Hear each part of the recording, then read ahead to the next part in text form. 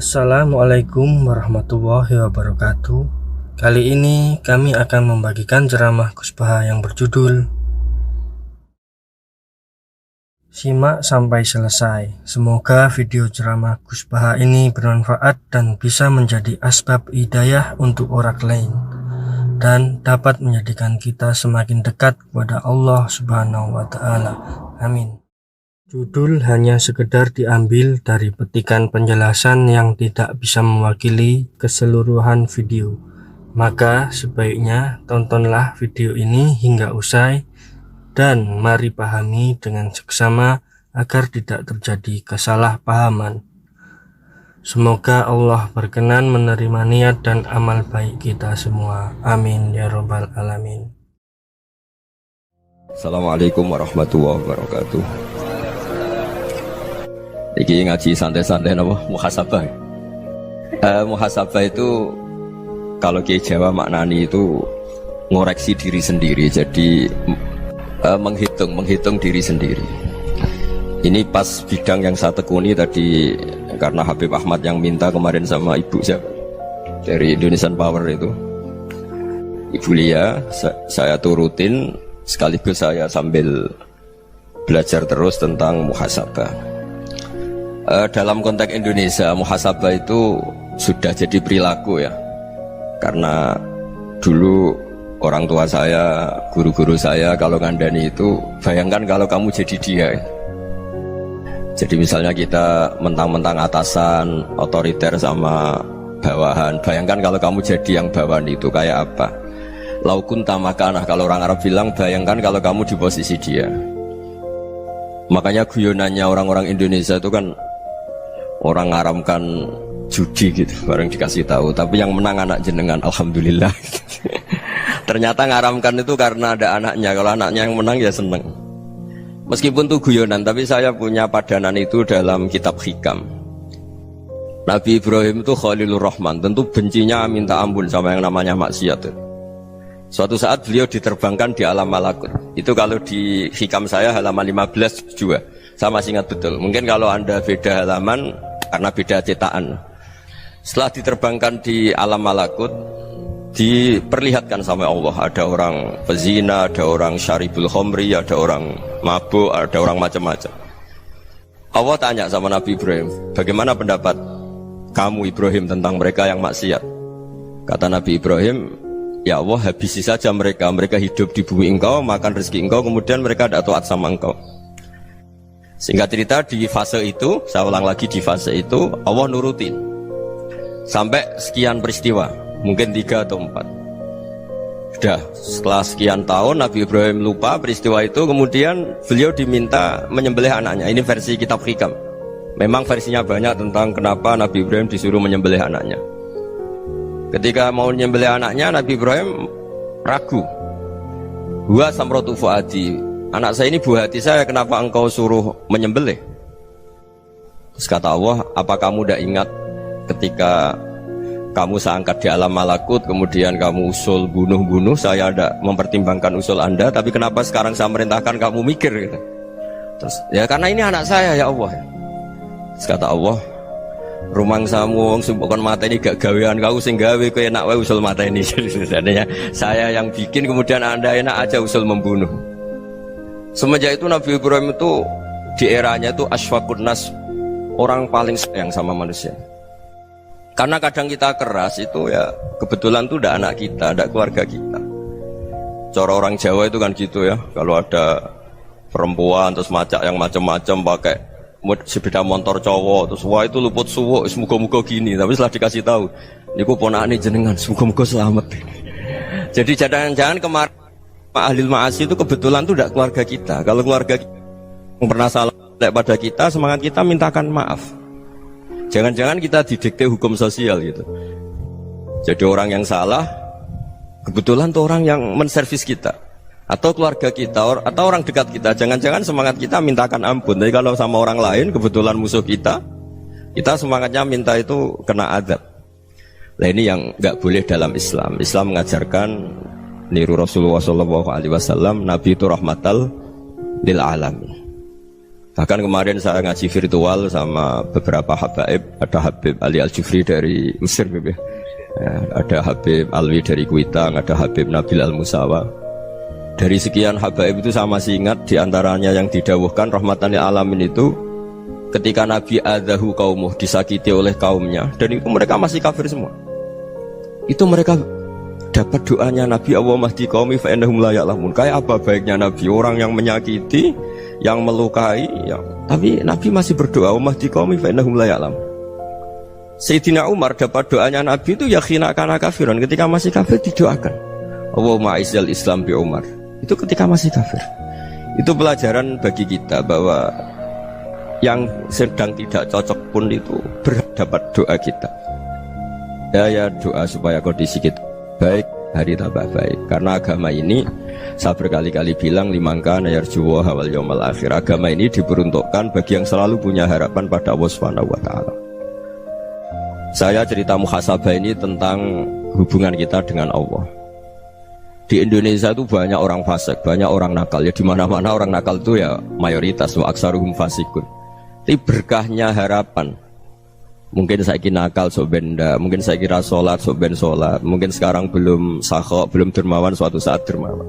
Barokahnya itu kefasikan ini dianggap sementara, sedang fasik, sedang tidak benar. Karena kiai-kiai kita, para guru-guru kita, para habaib utamanya itu mesti bilang semoga husnul khotimah.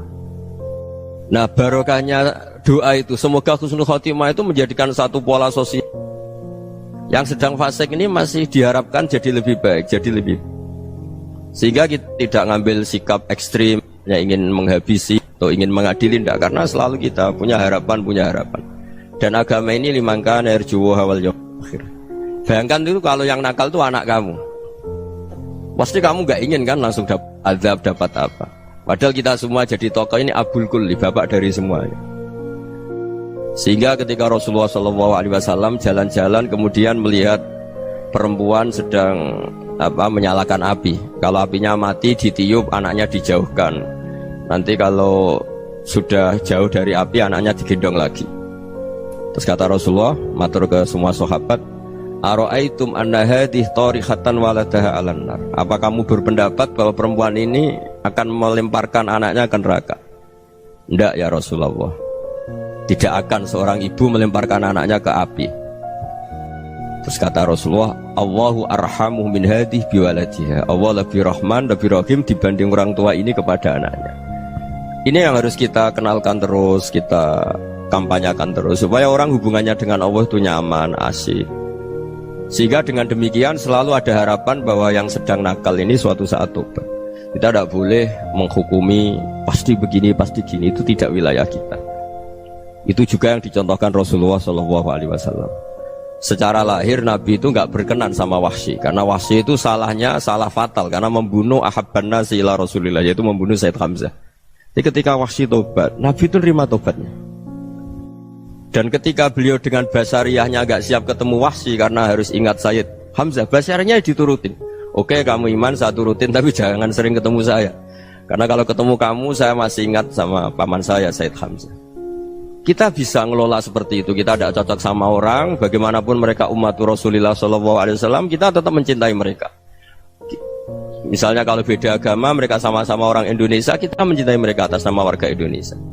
Tapi kalau misalnya potongannya ora cocok, beda kultur, bawaannya itu mangkel no coro Jawa, ya bisa diilmoni, jangan ketemu. Wong sudah tidak cocok, ingin ketemu nyari solusi. Roh ini tok seneng itu kan ya repot gitu. Ya sudah, kalau nggak mati cocok ya jangan sering ketemu. Dan itu kita bisa memanage seperti itu tuh bisa. Saya berkali-kali cerita tentang Imam Syafi'i. Kalau dikasih tahu ya Imam Abu Abdillah, panggilannya Imam Syafi'i, tetangga anda ini ternyata banyak yang nggak senang anda. Jawabnya beliau senang. Ya bagus kalau nggak senang saya, ndak utang saya katanya. Jadi gara-gara saman seneng aku ngatur aku ini kan. Dan mungkin saman rasa seneng kan ya enak. Jadi hidup itu dianggap happy. Kalau seneng ya teman silaturahim, kalau nggak seneng ya nggak bakal utang gitu. Baru kayak seneng itu nggak ganggu. Gitu. Jadi dulu itu orang bisa ngelola seneng ndak seneng itu bisa. Karena ada kearifan hubungan dengan Allah Subhanahu wa ta'ala. Hidupnya selesai karena masyghul bi dzikrillah, mereka sibuk dengan Allah. Makanya kata ulama-ulama tasawuf, kamu jangan melihat manusia perilakunya, tapi kamu juga harus ingat yang gerakkan semua itu Allah Subhanahu wa ta'ala. Dengan demikian kita farah, kita senang. Makanya Nabi kalau ngutus Anas bin Malik kemudian nggak kesampaian yang diinginkan karena Anas main, ketika garwa-garwani Nabi agak tersinggung, Nabi andaikan Allah menghendaki yang saya inginkan kesampaian, pasti itu kesampaian. Jadi dianggap kegagalan Anas gak manggil yang dituju Nabi itu ya kersane Allah, ya enteng saja. Sayyidina Ali lebih parah lagi yang dialamin. Itu dalam beliau kalau dipanggil tuh gak cepet-cepet ke sana. Ketika ditanya, kenapa kamu tak panggil gak cepet ke saya? Amin tuh ukubatak, karena aku tahu kau orang baik. Orang baik itu pemaaf. Jadi makanya orang-orang soleh dulu itu bodoni itu. Makanya sekarang kalau ada orang bodoni itu mesti bidik orang soleh. Kalau orang-orang soleh itu kakean husnudzon lagi sering dibodonin. Abdul bin Umar itu masyhur itu. Kalau ada budaknya sering sholat, sergap sholat itu dimerdekakan. Akhirnya nggak sholat pun pura-pura sholat. Akhirnya juga dimerdekakan. Ketika ditanya kenapa engkau merdekakan, padahal mereka sholatnya menipu engkau, kata pembisik-pembisik itu. Man khoda'ana lillah in khoda'na lah. Dia nipu atas nama Allah, berarti saat tertipu juga atas nama Allah, gak masalah dong, semuanya demi Allah Subhanahu wa ta'ala. Jadi ketika kita ketemu mensifati Allah Ta'ala itu ghafir, Allah pemaaf. Jangan kamu gak fair untuk diri kamu nyifati Allah ghafir, pada orang lain Allah kamu sifati syadidul iqab.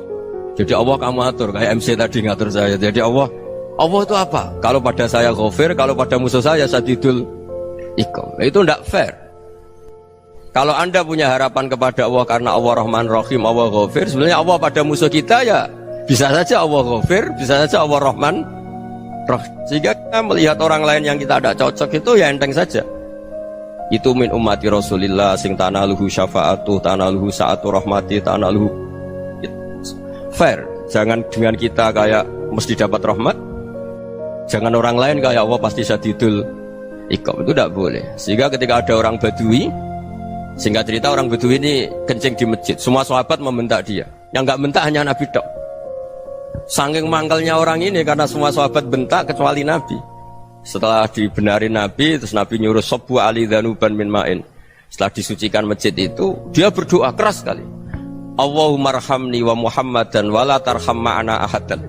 Ya Allah, yang berhak dapat rahmatmu hanya saya dan Nabi Muhammad, yang lainnya jangan gitu. Karena yang lainnya tuh jengkelin, gitu aja saya salah dimarah-marahin gitu. Jadi kalau kamu doa terbatas ya kayak orang Bedui ini, kayak orang Arabi. Apa kata Nabi? Laqad tahajjarta wasi'an. Allah yang rahmatnya luas menjadi kamu sempitkan. Karena kamu mau atur Allah hanya rahman pada Indonesian Power, pada NU, pada kita, yang orang lain gak perlu dapat. Itu kan kasihan Islam, karena Islam terus gak dimiliki semua orang. Allah tidak dimiliki semua orang, Rasulullah tidak dimiliki semua orang, karena dipek NU, dipek ormas tertentu, dipek, nggak boleh seperti itu. Nggak boleh takhasyar tawasian, kata Nabi, tidak boleh mempersempit zat yang rahmatnya itu luas. Ini semoga etika ini kita pakai di Indonesia. Yang sedang fase kita harapkan lebih baik, yang sedang nggak dapat hidayah kita doakan dapat apa? Hidayah. Masyhur kan, makanya tadi saya mohon sama Habib Ali supaya Habib Ahmad supaya tetap mahalul qiyam, tabaruk sama Habib Ali. Di antara doa-doa di Simtud Duror masyhur itu antuqabilal mudhniba minnah bil ghufran wal musi'ah bil ihsan. Jadi harapannya para habaib, para orang-orang baik dulu ya, semoga yang dosa itu dimaafkan, yang sedang salah dibuka, bikin lebih baik. Nabi itu tugasnya juga gitu. Wastaghfir li dzambika walil mu'minina wal mu'minat. Nabi itu tugasnya juga memintakan ampun yang sedang salah. Nah ini cobalah jadi etika kita, muhasabah kita. Jadi muhasabah itu cara berpikir kita set, kita pikir ulang. Ternyata semangatnya seorang nabi itu wastaghfir li dzambika walil mu'minun. Semangatnya itu memintakan ampun. Orang ahli tafsir tahu semua kalau nabi itu tidak mungkin dosa. Jadi itu khitabun lin nabi wa urida bihi ummatu, itu khitab nabi, tapi yang dimaksud itu umatnya, karena nabi tidak akan mengalami dzambun, tidak akan mengalami dosa. Sekarang enggak, kadang-kadang kita ini kalau orang lain salah itu semangat. Kalau di perusahaan ada teman salah, apalagi pimpinan salah itu seneng, barokahnya salah bisa ganti kan gitu. Ya, jadi kalau mungkin di dunia tokoh juga gitu, barokahnya ada tokoh salah, kita yang jadi populer sendiri, tidak boleh seperti itu. Kita harus salimus sodri di jami'il muslimin. Jadi ini harus dilatih. Saya tadi matur sama Habib Ahmad, latihan kita jadi hidup. Nabi itu kalau resep jadi wali itu kata Nabi gampang. Kata Nabi, kalau kamu ingin disenangin Allah, ya sudah. Kalau kamu asbahta wa amseta gini-gini, perasaan kamu kata Nabi jangan punya perasaan ghil sama orang muslimin. Itu sudah wadzalika min sunnati. Makanya Nabi ngendikan la yablughni ahadun an ahadin syai'an. Ada yang baca la yuballighni ahadun an ahadin syai'an. Seseorang jangan melaporkan ke saya tentang salahnya yang lain. Fa inni akhruju ilaikum wa ana salimus sadri, karena saya ingin ketemu sampean semua dalam keadaan salimus sadri, tidak punya perasaan apa-apa. Karena kalau nurutin membisik, nurutin informasi itu ya repot, karena orang pasti sepihak. Ada kiai yang top datang ke kampung-kampung ning desa-desa, kata yang seneng itu punya akhlak. Wah itu bagus orang besar datang ke kampung-kampung. Kata yang enggak seneng, oh itu jobnya kayak kecil kok diambil, itu kan ya kasihan itu kan sudut pandang. Makanya saya sering bilang akal kita ini cukup untuk mentasdik Rasulullah SAW. Meskipun perasaan kita kadang orang Jawa itu beda. Saya berkali-kali bilang sama peneliti dari Jogja, kenapa sih Gus para nabi itu kok poligami istrinya banyak? Nabi Dawud katanya itu berapa? Nabi Sulaiman malah jumlahnya agak terbatas ini. Nabi Muhammad itu paling sedikit. Saya tanya gini, perempuan itu orang lemah, jadi kalau nolong orang satu gimana baik, kalau nolong orang dua ya lebih baik, ya sudah kira-kira seperti itu. Paling tidak akal kita masih tahu kalau orang baik itu kan mesti baik, nolong orang satu baik, nolong orang dua ya lebih baik, nolong orang tiga lebih baik. Tapi kalau kamu orang nggak baik, satu saja kamu terlantarin, kamu miskinkan, kamu ya tinggal diukur kan. Kalau orang baik nambah baik, tapi kalau orang buruk tambah buruk. Nah itu akal. Akal kita bisa menganalisis kenapa sih nikah itu ada yang poligami, ada yang enggak. Sudah ukur saja diri kamu. Misalnya kayak saya elek keriting, rabi terus, memperbanyak wong elek. Orang perilaku netok, raine dadi elek kabeh. Gitu. Tapi nak kowe ku ganteng, alim, ganteng, sugih. Anake ganteng-ganteng, berhubung kowe saleh ahli swarga kabeh. Mertua yo bangga karena karir kamu meyakinkan. Ini mertua kamu aja gak bangga mau nambah.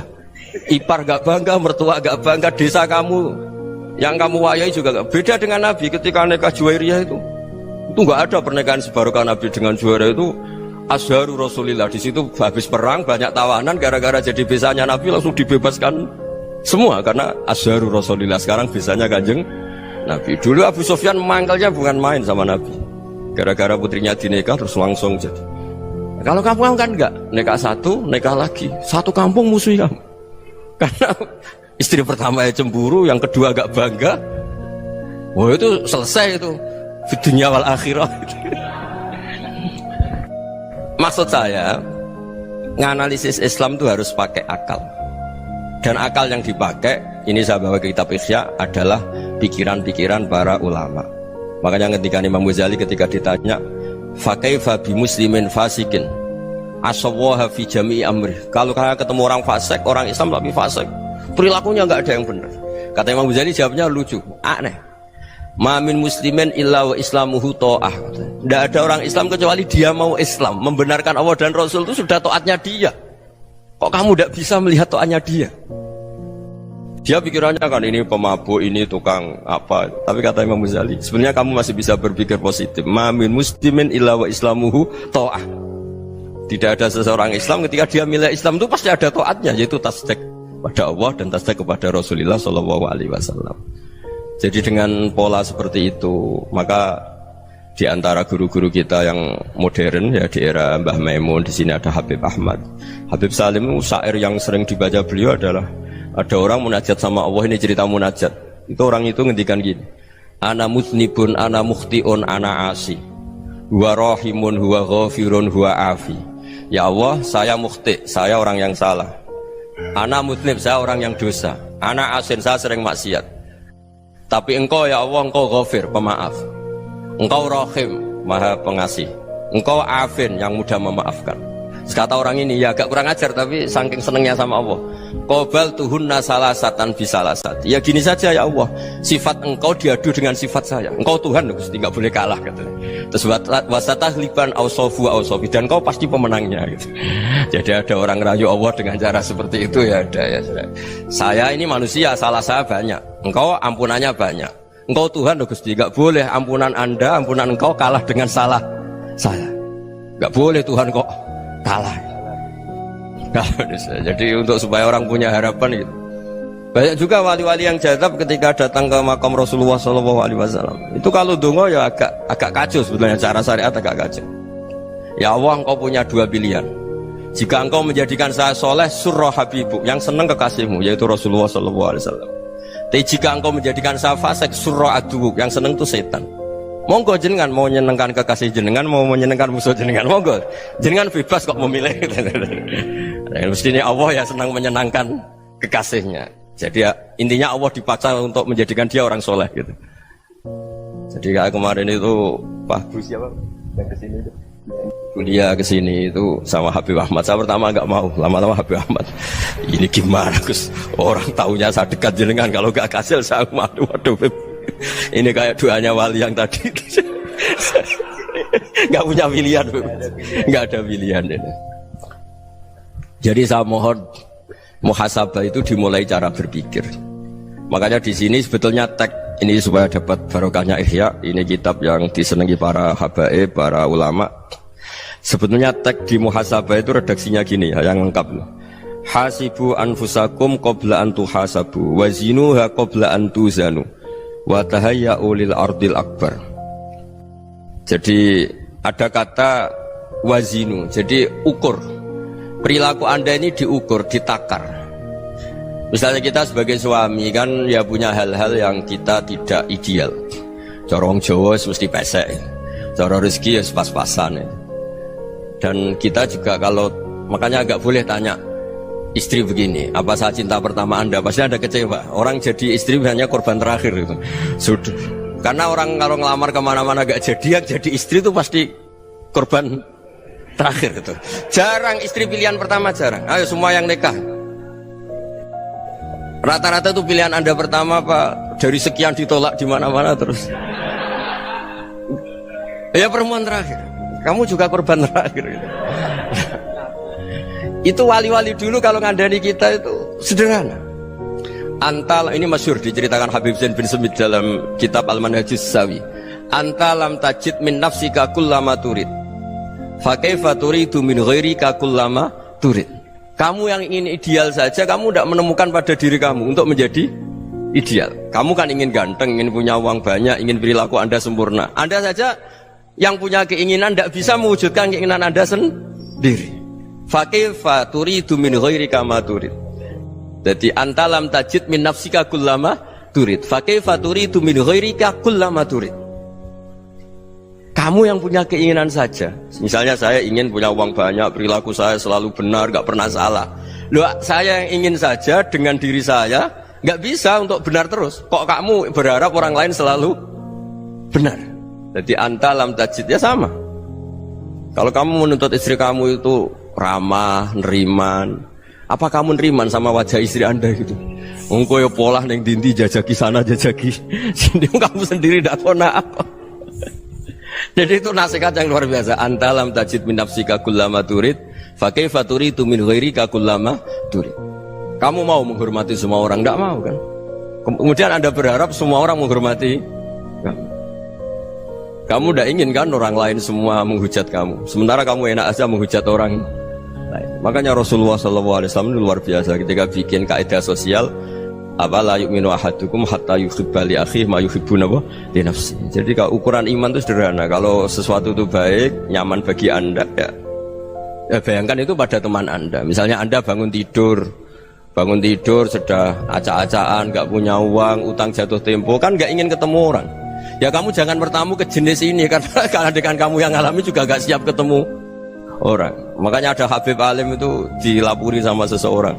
Beb, dulu teman saya itu ketika saya kaya itu sering main ke saya. Setelah saya miskin, mereka tidak main ke saya. Kata Habib itu bagus, sunnah Allah begitu itu bagus. Coba kalau kamu dulu kaya, teman kamu main kan kamu gaya, di rumah ada makanan, bisa hormat tamu. Setelah kamu miskin jadi buruh manol di pasar atau buruh bikin boto, teman kamu datang, malu enggak kamu? Mendingan enggak datang gitu. Akhirnya baru, oh ya alhamdulillah kalau gitu. Loh ya kan dulu teman kita datang, kita ada Alphard, istri cantik, rumah bagus lah, kita miskin, buruhnya orang pas dibentak-bentak, teman kamu udah datang. Milih datang apa enggak kalau setelah kamu jatuh? Enggak kan? Jadi barokahnya ilmu itu terus. Ya, tapi kadang-kadang orang tuh, wah setelah saya miskin teman-teman enggak kasih ke sini. Ya kalau kamu sudah jatuh teman-teman kamu situ jadi tontonan. Ya mulai sekarang cara berpikir itu dirubah. Dulu yang namanya kiai itu kalau diundang orang itu ya agak-agak senang. Semenjak saya itu agak rubah. Ngundang kiai, ngatur kiai itu tak haram-haramkan ya ada lumayan lah sekarang itu sudah mulai agak beretika. Dulu itu ngundang tuh tanggalnya ditentukan, jamnya ditentukan, enggak mikir apa kiai saat itu nganggur, enggak. Punya wadifah, enggak.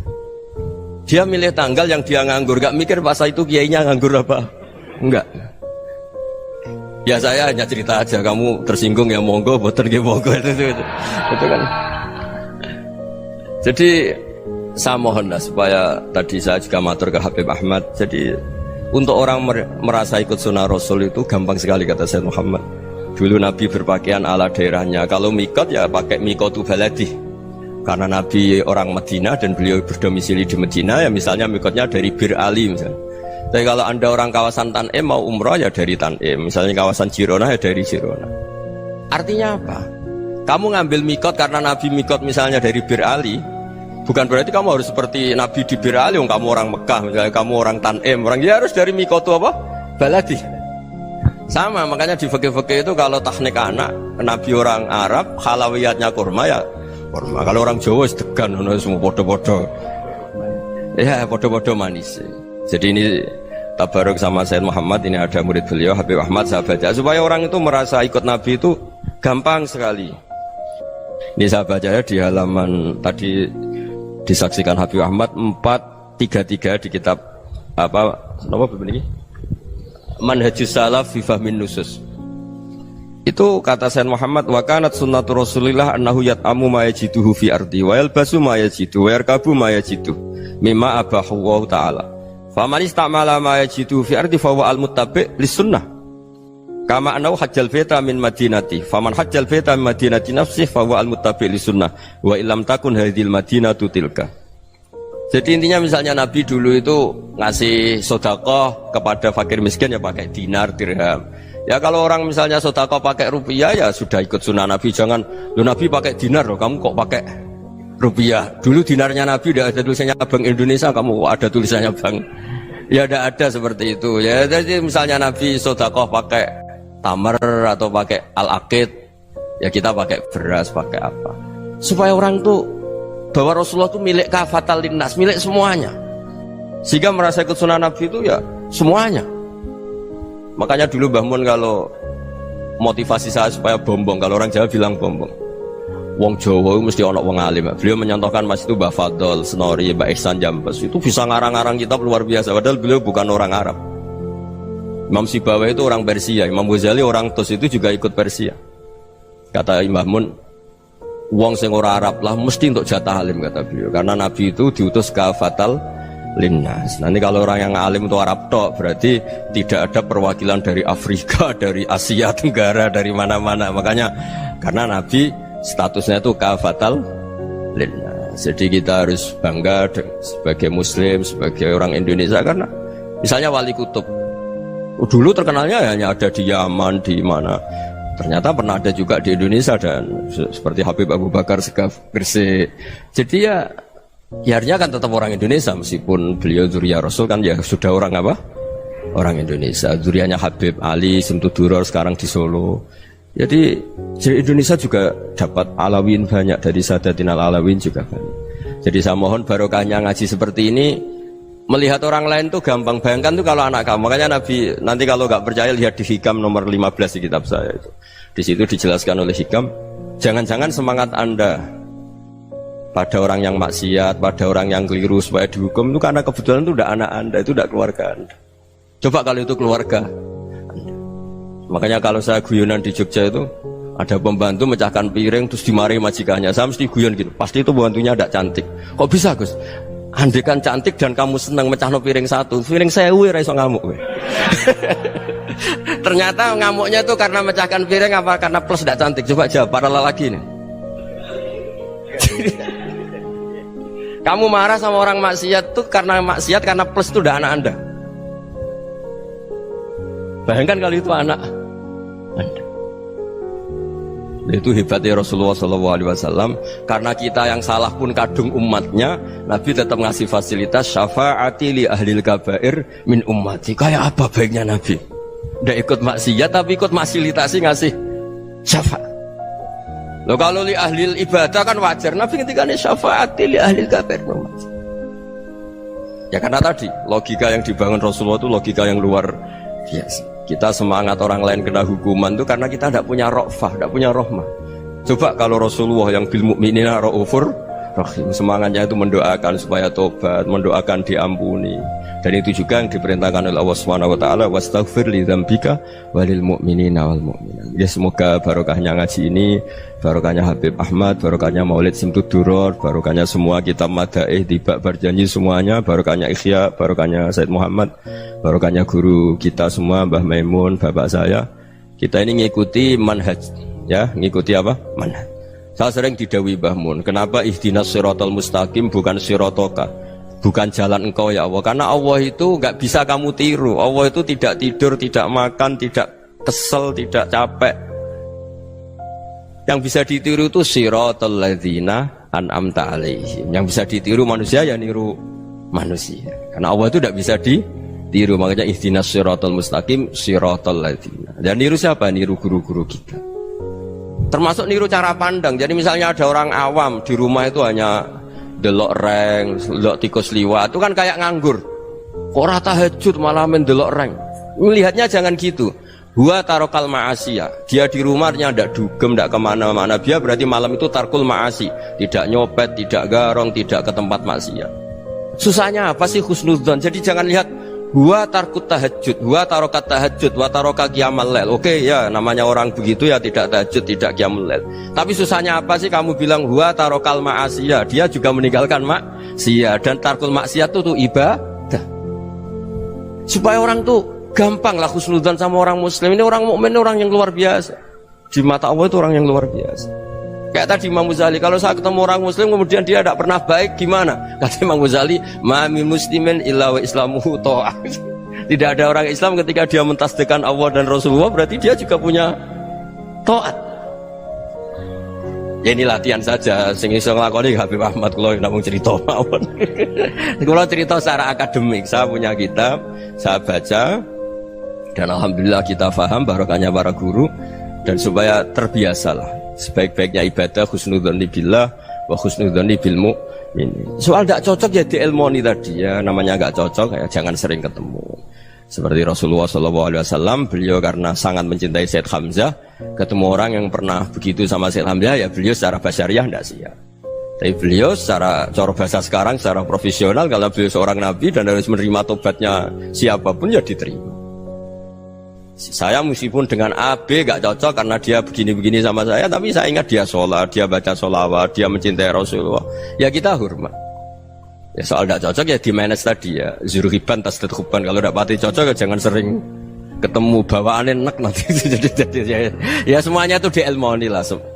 Makanya ngendikane Ma'ruf Al-Qurhi ada yang baca Al-Kharki, mangqala fil yaumi salasa marrat wa marham ummata Muhammad kutiba minal abdal. Karena semangat mencintai siapapun satu hari sering baca marham ummata Muhammad wa ma aslih ummata Muhammad wa ma tajawaz an ummati Muhammad, itu mesti kutiba minal abdal. Dia pasti termasuk wali abdal. Maksudnya semangat mencintai ya dilatih lah. Misalnya Indonesia Power atau PLN, andai kan tidak ada PLN tuh kayak apa? Orang nggak bisa ngaji, tidak bisa aktivitas. Ya barokahnya ada PLN, barokahnya jasanya. Kita sadar, tidak semua kebaikan kita ini memenuhi keinginan orang banyak. Gitu. Orang banyak ingin listrik, ingin saluran apa, dan itu kadang yang mewujudkan orang lain atau kelompok lain. Ya karena itu manfaat ke orang lain ya kita doakan. Karena khairunas anfa'uhum linnas. Sehingga kita terbiasalah ngakui orang lain. Seperti semangatnya Rasulullah SAW, semuanya itu didoakan, semuanya diinginkan kebaikannya. Bahkan Nabi gak putus asa sampai di akhirat. Ketika Nabi lain sudah putus asa karena sudah akhirat, sampai dimintai syafaat semuanya bilang nafsi, nafsi. Karena merasa semuanya gak punya nyali di depan Allah. Karena ini sudah akhirat, sudah finish. Tapi apa Rasulullah? Analah. Ya sudah, saya sanggup mensyafaati kalian. Terus kata Nabi, fa'atiyal arsya. saya mendatangi aras fa akhirru lahu sajidan, saya sujud wa ahmaduhu bima hamida 'allamaniha rabbi. Kemudian saya tetap muji Allah dengan pujian yang terus menerus. Padahal sudah di akhirat sudah finish. Nabi dimintai syafaat masih sanggup karena Nabi tahu akhirat tidak bisa mendikte Allah, tidak bisa. Allah terus bilang, ya Allah ini akhirat loh, engkau sudah tidak boleh mensyafaat, tidak bisa. Allah tidak bisa diganggu akhirat, Allah tidak boleh dibatalkan rahmannya oleh akhirat. Allah tetap Rahman Rahim abadal abad. Dan Nabi tahu itu. Makanya kata para ulama, fa Muhammadun ahmadu min ghairihi. Jadi Nabi Muhammad namanya dua yang terkenal. Sebenarnya banyak yang terkenal dua, Muhammad sama Ahmad. Ketika Nabi punya nyali memuji Allah di akhirat atau sudah di akhirat, itu fa Muhammadun ahmadu min ghairi. Ketika Nabi lain sudah tidak punya nyali muji Allah karena sudah akhirat, Nabi Muhammad tetap berani muji Allah di saat seperti itu. Makanya ahmadu di situ kata ulama itu af'al tafdil, fa Muhammadun ahmadu min ghairi. Kanjeng Nabi lebih memuji Allah di saat yang Nabi lain sudah tidak punya nyali untuk muji Allah di saat itu. Makanya kata Nabi fa akhirru lahu sajidan wa ahmaduhu bima hamida 'allamaniha rabbi. Akhirnya setelah lama gitu terus Allah ngendikan, ya Muhammad irfa' ra'sak wasal tu'tah wasfa' tusyaffa. Sudah Muhammad, angkat kepala kamu, kamu minta apa saya turutin, dan kalau kamu ingin mensyafaati umatmu saya beri hak napa? Syafaat. Nah, semoga semangat itu juga menjadikan kita munajat bahwa rahmat Allah tidak terbatas, harapan juga tidak terbatas. Mungkin yang sedang nakal ya kita katakan sedang, jangan terus kamu pastikan wah ini mesti suul khotimah, mesti tidak orang baik. Ndak, agama ini liman kana yarjuha wal yaumal akhir, selalu bagi yang punya harapan. Ya, mugi-mugi dapat barokah semua. Mantul dengan kata wassalamualaikum warahmatullahi wabarakatuh.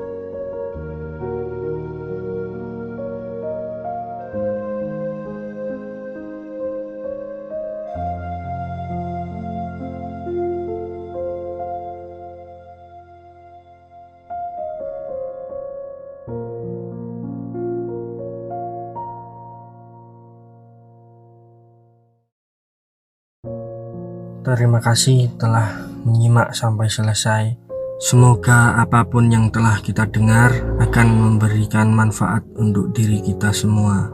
Marilah kita berdoa bersama. Bismillahirrahmanirrahim. Rabbi anzilni munzalan mubarakan wa anta khairul munzilin. Ya Allah, ya Tuhanku, tempatkanlah aku pada tempat yang diberkahi, dan Engkau adalah sebaik-baik pemberi tempat. Ya Allah, ini adalah kumpulan hamba-hambamu yang ikhlas hatinya, yang mencintaimu dan ingin membuktikan cintanya. Allahumma sholli ala Sayyidina Muhammad wa ala ali Sayyidina Muhammad.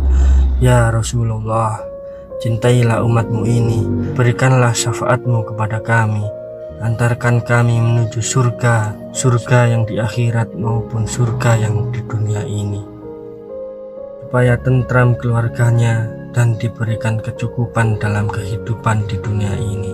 Innama amru idza arada syai'an ayyakula lahu kun fayakun.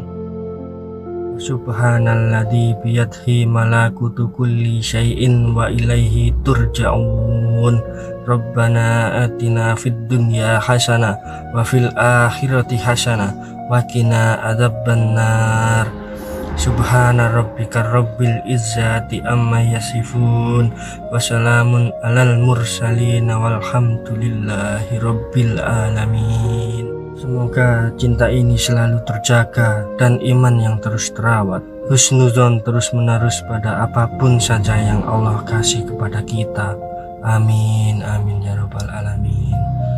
Wassalamualaikum warahmatullahi wabarakatuh.